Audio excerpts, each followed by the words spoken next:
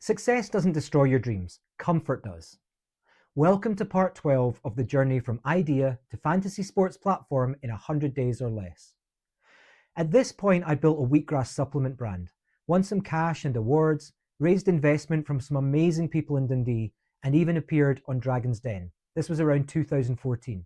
And for a moment, it felt like everything was finally working. But that business eventually failed because I tried to scale too quickly. So I shifted gears. I moved into e-commerce, selling on Amazon, and grew a compression wear brand to seven-figure sales. I was flying. I even studied law part-time and got a distinction. And for a while, the salary made me forget the original idea I'd been obsessed with. But here's the thing. If you've got an itch, you need to scratch it sooner rather than later. I think it was Kevin O'Leary from Shark Tank who said that salary is the drug your employer gives you to forget your dreams. And it's so true. So what changed? Rug pull.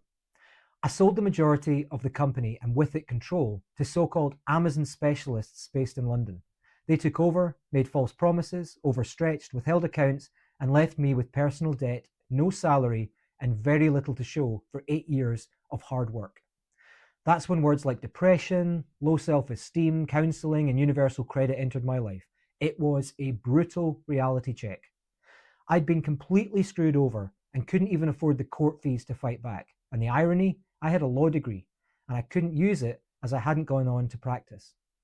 I was at absolute rock bottom, and this was less than 2 years ago.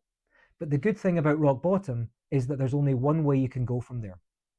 Join me in part 13 where we'll get into the next chapter, how I rediscovered the obsession, reignited the spark, and decided to go for it all over again. Hit like, follow, and join me tomorrow because the rebuild starts now.